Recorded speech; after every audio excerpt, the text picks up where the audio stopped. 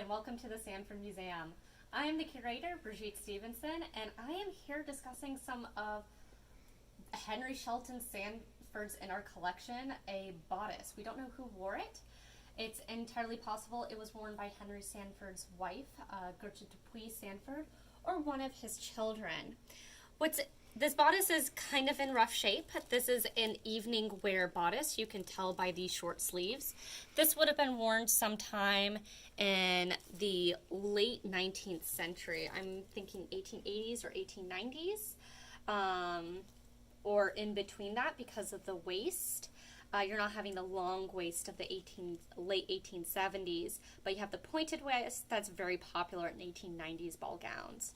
But the sleeves are short in this time period. You have all this decorative pleating, as well as this bow that has unfortunately fallen off over the years. So we believe it belonged there, but this is kind of reconstructive, unfortunately. We have these beautiful embellishments over here. You're going to see sequins. Sequins were popular at this time period. It's kind of hard to believe. They were usually made with punch metal. And you can also see this looks like a metallic cording of some sort, as well as glass beads, making this intricate, beautiful along the waist. As you can see, it's in awful shape.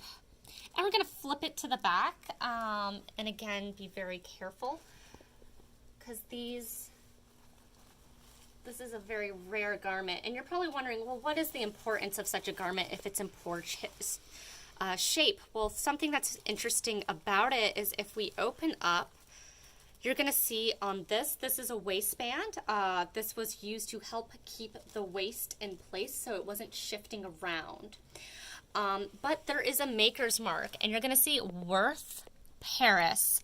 This would have belonged to Haute Couturier, Charles Frederick Worth's couturier place.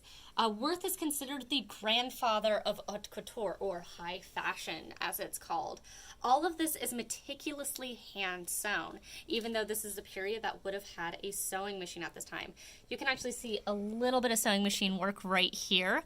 This is basically a guard to protect your body from your sweat stains, because everybody sweats.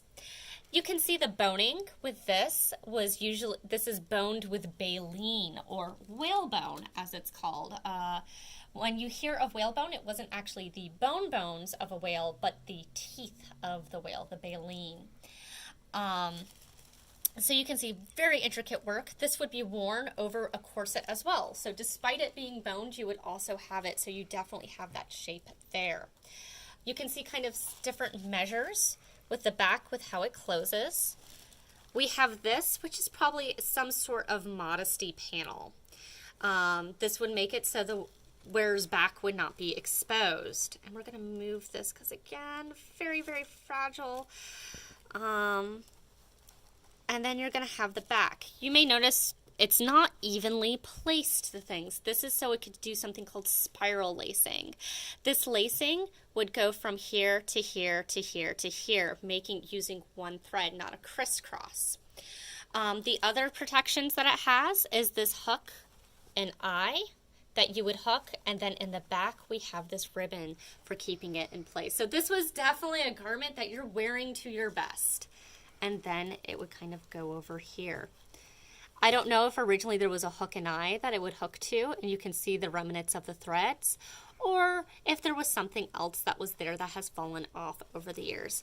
This is a beautiful garment that talks about how wealthy the Sanfords were at this time period. The fact that they are going to the best places for fashion really shows their influence. Henry Sanford was known for his dinner party diplomacy, and in fact there are written accounts describing how he had the best furniture, the best art, the best looking wife, and through his this is him using, or his wife using, fashion to kind of show power in some sense.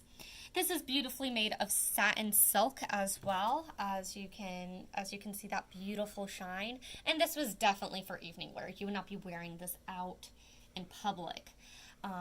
So I hope you learned a little bit more with us. One day we hope to restore this, but that is going to cost us a lot of money and a lot more research. But if we get the word out, hopefully people will see what a beautiful and wonderful piece this is.